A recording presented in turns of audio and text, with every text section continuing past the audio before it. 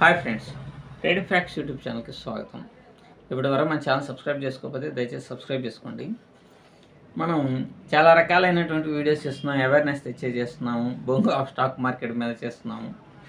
ఒక్కోసారి కొంచెం ఇన్స్పైరింగ్గా ఉండేటువంటి స్టోరీస్ కూడా చేయాలని గత 2 రోజుల నుంచి చూస్తూ ఉంటే నాకు ఒక స్టోరీ అనేటువంటి తగిలింది. ఇవి ఎక్కువగా కొరాలో ఉంటాయి, quora.comలో ఉంటుంటాయి, లేకపోతే సోషల్ ప్లాట్ఫామ్స్లో మీరు సెర్చ్ చేస్తూ ఉంటే ఎక్కడో చోట దొరుకుతుంది. నా వీడియో కంటెంట్ కావాలి కాబట్టి కొంచెం వెతుకుతూ ఉంటాను అనమాట. అందులో సుచేంద్ర అనేటువంటి ఒక వ్యక్తి ఏ విధంగా స్టాక్ మార్కెట్లో సక్సెస్ అయ్యాడు అనేటువంటి ఒక ఇన్స్పైరింగ్గా అనిపించింది. ఆ స్టోరీ మీకు చెప్తా ఉన్నాను. ఇది ఆల్మోస్ట్ ఆల్గా పూణేకి చెందినటువంటి ఈ వ్యక్తి.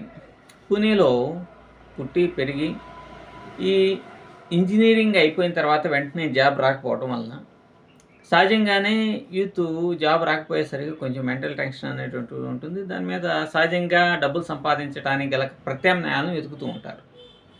అందులో ఎస్పెషల్లీ నార్త్ ఇండియాలో ఉన్నటువంటి వాళ్ళు కొద్దిగా ఎక్కువగా సెర్చ్ చేస్తూ ఉంటారు అనమాట. వాళ్ళకి స్టాక్ మార్కెట్ అనేటువంటి చిన్నప్పుడే ఆ స్టాక్ మార్కెట్ మీద ఒక అవగాహన అనేటువంటిది కూడా వస్తూ ఉంటుంది.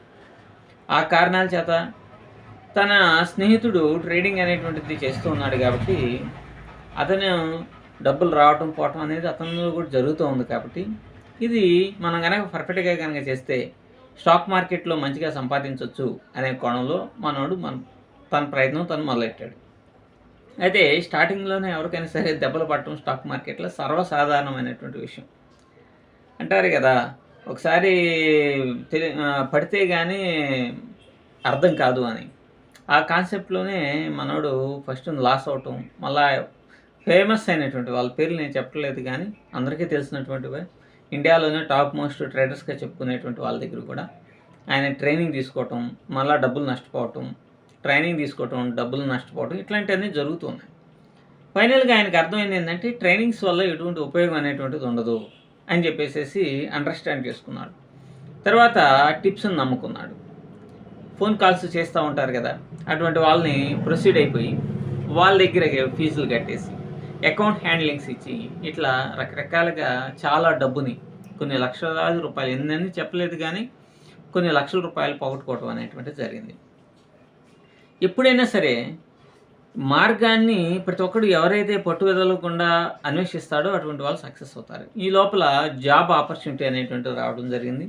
జాబ్ జాయిన్ అయ్యి ప్రశాంతంగా చేసుకుందాము జాబ్ అన్నా కూడా ఈ స్టాక్ మార్కెట్ అనేటువంటిది ఒక జాడ్యం అనమాట. మనకి గుల్లబడుతుంటే గోక్కుంటా ఉంటే సమ్మగా ఉంటుంది. ఈ స్టాక్ మార్కెట్ కూడా అంతే, గుల్లబడుతుంటే గోక్కుంటాము, సమ్మగా ఉంటుంది, అంతవరకు బాగుంటుంది. తర్వాత మళ్ళీ ఇంకా గుల ఎక్కువైపోతూ ఉంటుంది స్టాక్ మార్కెట్ ట్రేడింగ్ కూడా. ఈ విధంగా ఎక్కువైపోతా మనోడికి మరలా సాఫ్ట్వేర్ జాబ్ చేస్తూనే స్టాక్ మార్కెట్లోకి ఎంటర్ అయ్యాడు. ఈయన సాఫ్ట్వేర్ అనేటువంటిది బాగా డల్గా ఉంటుంది, భవిష్యత్తు మరలా ఏదన్నా ప్రశ్నార్థకంగా ఉంటుందేమో అనేటువంటి కోణంలో అతను ఆలోచించి స్టాక్ మార్కెట్ మనం ఎంతకాలం చేసాము, చాలా లక్షలాది రూపాయలు పోగొట్టుకున్నాం కాబట్టి మరొకసారి మనం ప్రయత్నం అనేది చేద్దామని చెప్పేసి అక్కడ వచ్చేసి శాలరీస్ని ఇక్కడ పెట్టడం, ఇవన్నీ పోవటం, ఇవన్నీ జరుగుతూ ఉంది. ఈ దెబ్బతోటి మనోడికి మైండ్ గుల్లైపోయింది. ఎప్పుడైనా సరే బాగా దెబ్బలు తింటే కానీ, ఇప్పుడు ఒక రాయిని శిల్పంగా మార్చాలి అంటే ఎన్నో సుత్తి దెబ్బలు తగిలితే కానీ అది శిల్పంగా రాదు. అందమైన శిల్పంగా ఉంటుంది, దాన్ని తీసుకుని వెళ్ళి ఇంట్లో పెట్టుకుంటాం, పూజిస్తాము, అన్నీ చేస్తాం. లేకపోతే అందమైనటువంటి బొమ్మలు అయితే షోకేస్లో పెట్టుకుంటాం. అంటే మనం ఏదైతే దెబ్బలు తిన్నామో ఆ రాయి ఏదైతే దెబ్బలు తిందో, దెబ్బలు తిని ఒక అద్భుతమైనటువంటి శిల్పంగా మారిపోయింది, అందరిని ఆకర్షించింది. అలాగే స్టాక్ మార్కెట్లో దెబ్బలు తిన్నటువంటి వాడు మాత్రమే ఫైనల్గా సక్సెస్ అవుతాడు, కానీ ఏకాఏకని ఎవడు సక్సెస్ కాడు. ఇతను ఆలోచన చేశాడు. ఆయన చేసిన ఆలోచన మనందరం కూడా ఆలోచించాలి, బాగా నచ్చింది. 1:4, 1:5, 1:3 ఇంత రేషియోతో ఉన్నటువంటి స్ట్రాటజీస్ కంటే, అంటే అతను చూసినటువంటి వీడియోస్ ఇవన్నీ కూడా కొంత అవగాహన అనేటువంటిది వస్తుంది కదా. దాదాపుగా 4 సంవత్సరాల పాటు స్టాక్ మార్కెట్ జర్నీని కొనసాగించినటువంటి వాడికి.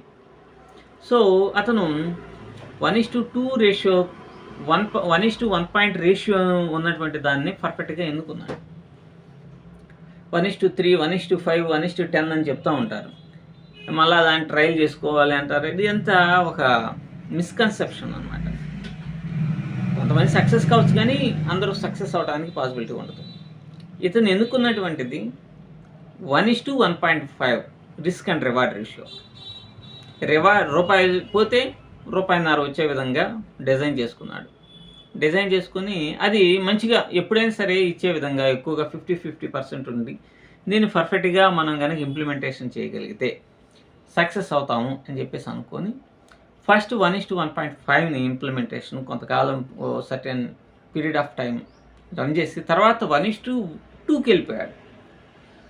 ఎప్పుడైతే 1:1.5ని పర్ఫెక్ట్గా రెగ్యులర్గా మైండ్ సెట్ని స్టేబుల్గా ఉంచే విధంగా ట్రేడ్ చేయగలుగుతున్నాడు, అప్పుడు 1:2కి వెళ్ళిపోయి దాన్ని పక్కాగా ఫాలో అయ్యే విధంగా తన యొక్క మైండ్ సెట్ని అలవాటు చేసుకున్నాడు. అప్పుడు ఏమవుతుంది, ఫస్ట్ ప్రాక్టీస్ అనేటువంటిది సెకండ్ టైంలో కాన్స్టెంట్గా తను అనుకున్న విధంగా స్టాప్ లాస్ని టార్గెట్ని పెట్టడం అనేటువంటి అలవాటు అతని యొక్క మైండ్కి ఎక్కింది. ఎప్పుడైతే అది మైండ్కి ఎక్కిందో ఎమోషన్స్కి దూరంగా ఉన్నాడు. ఎప్పుడైతే ట్రేడింగ్లో ఎమోషన్స్కి దూరంగా ఉంటాడో అటువంటి వాళ్ళు ఈజీగా డబ్బును సంపాదించగలుగుతారు. ఈ మధ్య ఒకరు నాకు ఫోన్ చేసినప్పుడు, సార్ నేను ట్రేడింగ్లో నాకు 8 lakhs రూపీస్ కూడా నాకు ఎదురుగా లాభం కానొస్తూ ఉంది, కానీ తర్వాత గోల్డ్లోనే 8 lakhs లాభం కానొస్తుందో దాని ప్రాఫిట్ని బుక్ చేయలేకపోయాను. గ్రీడీనెస్ కావచ్చు, లేకపోతే ఇంతకుముందు మనం మిస్ అయిపోయాం కదా, కాబట్టి ఇంకా మనం గెయిన్ చేయొచ్చు అనేటువంటి ఉద్దేశంతో మనం చేస్తే అది కాస్త ₹1,00,000 లాస్కి వెళ్ళిపోయింది.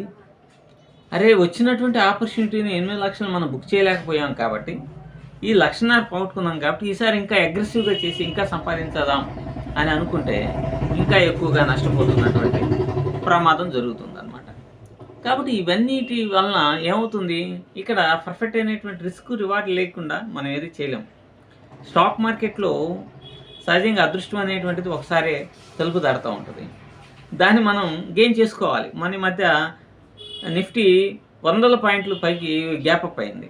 అటువంటి సమయంలో అదృష్టవంతులు డబ్బులను బుక్ చేసుకున్నారు. అటువంటి ఆపర్చునిటీ ఎప్పుడో ఒకసారి వస్తూ ఉంటుంది. అంతేగాని ఇంకా గ్రీడినెస్గా పోయినప్పుడు మనం దెబ్బతింటాం. అలాగే ఈ సుచేంద్ర తను 1:2 రేషియోలో పర్ఫెక్ట్గా ఎప్పుడైతే ఎమోషన్ లేకుండా ట్రేడ్ అనేటువంటి చేస్తారో మీరు స్టాక్ మార్కెట్లో సక్సెస్ అయినట్టే లెక్క. దీనికి పెద్ద భీకరమైనటువంటివి అవసరం లేదు. కాబట్టి అక్కడి నుంచి అతని యొక్క టర్నింగ్ పాయింట్ అనేటువంటిది స్టార్ట్ అయింది.